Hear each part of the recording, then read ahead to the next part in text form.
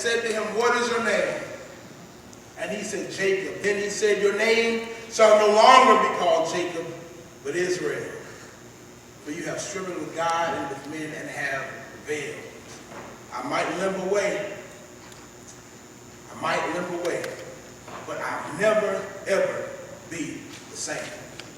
Y'all, this morning I want to talk just a few minutes about wrestling with your destiny.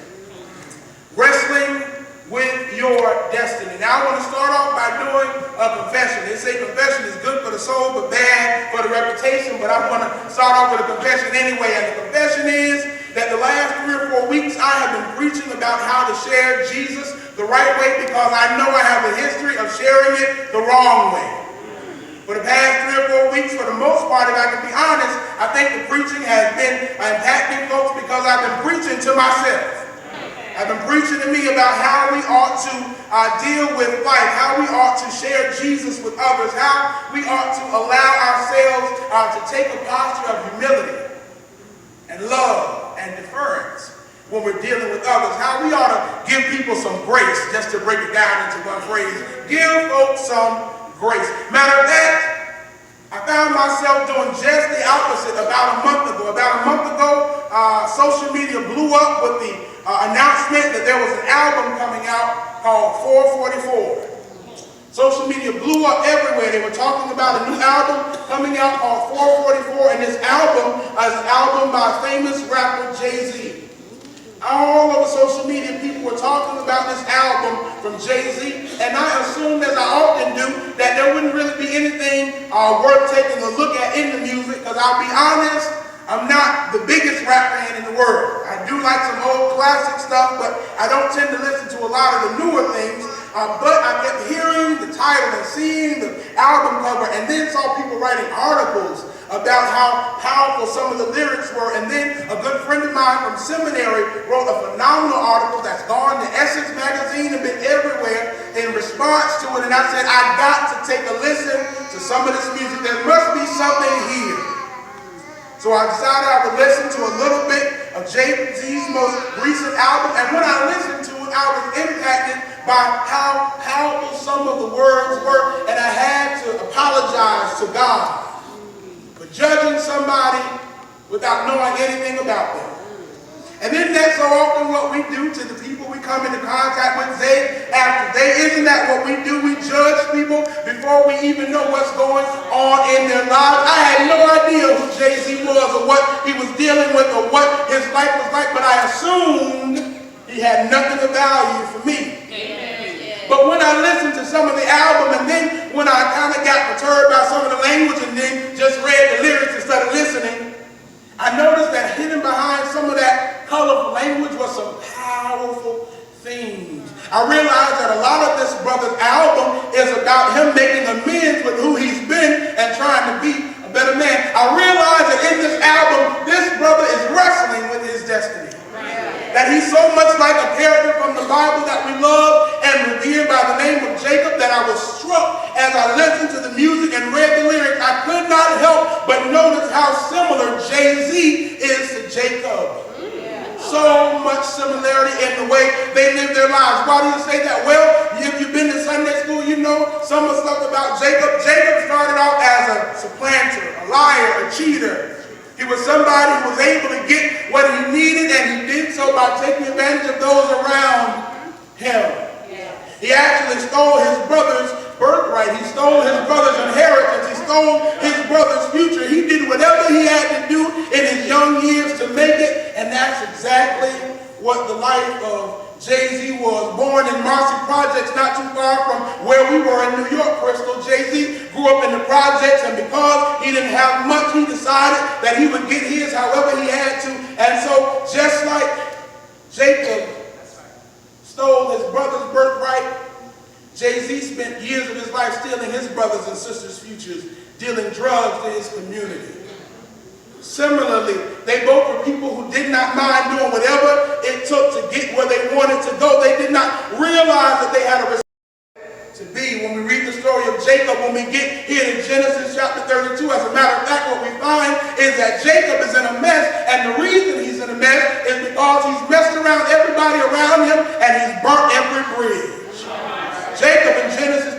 finds himself in this place of not knowing what to do and where to go. Why? Because he stole his brother's birthright, and when that happened, he ran off to his uncle, and now his uncle got some payback on him, but then he decided, I'll never let somebody get the last laugh on me, so he has stolen some goods and daughters from his uncle, and he's running back home. He doesn't know where to go, but he knows he can't stay with Uncle Laban because Uncle Laban's going to kill him. So he says, I must go back home. And so he decides what I'm going to do is I'm going to go back to where my people are from, but my brother might still be mad that I stole his birthright. And so what I'm going to do is, instead of just going straight there, I'm going to send my wives and my children on ahead of me. Now, scholars have arguments about why he did this. Some say maybe he just wanted them to go on while it was day, while they were safe. But most scholars say, no, he's still in his trickery and his treachery. Most say that what he's doing is he's sending his goods and his children and his wives on along so that if his brother is looking for him, if he's heard that he's on his way, then the brother will first see the nieces and nephews, and maybe he'll have a soft spot in his heart. Maybe he won't kill Jacob because he'll see the bone of his bones and flesh of his flesh. Maybe he'll see his sisters-in-law and they'll greet him and he'll give up his wanting to kill him because Esau had been waiting to kill Jacob for a long time. And so Jacob doesn't know what to do, and he decides, well, I'll send an envoy on ahead of me. And then once they get on across, he decides that he's going to cross the ford, the river, Jabbok. But while he's there crossing the river, trying to become a different person, trying to get back where he is, trying to figure out how to deal with how he's destroyed his bridges, he comes to a river, a ford, a stream called Jabbok. It's dark at night. Most scholars think it's about midnight. There's no way he can see anything. Y'all know they didn't have street lights and they didn't have all kinds of automated things in that time. So it's pitch black and he's crossing water. It's shallow enough that he can walk, but still deep enough to be dangerous. And so Jacob walks slowly through the water trying to get to where he wants to go. And the text tells us that as he's crossing, if you look at the Hebrew language in there, you'll see that as he's crossing in the darkness, it's like a hand reaches out to grab him. Jacob is on the run from his uncle on one side and his brother on one side. He has no allies. All he really has is enemies. He's in the midst of gross darkness and he's crossing the river trying to get back to his home, and out of nowhere a hand grabs him as he's in the middle of water. And what's the first thing that probably comes to mind? He's probably scared to death he's going to drown. Imagine, it's the middle of gross darkness and you're trying to cross this water and somebody grabs you and you can't get away. I wonder if he thought maybe it's Uncle Laban that's caught up with me. Maybe he thought maybe brother found out what was happening when he saw my wife and my kids, and now he's come looking for me and he's gotten me. He doesn't know anything. All he knows is that he's caught in the midst of gross darkness and he does not know where to go. He does not know what to do, and so he has to wrestle for it. Jacob is in the water and this hand grabs him and they begin to tussling and wrestling and trying to overtake one another, and Jacob is scared to death because he may be dying tonight. His stuff might have caught up with him tonight.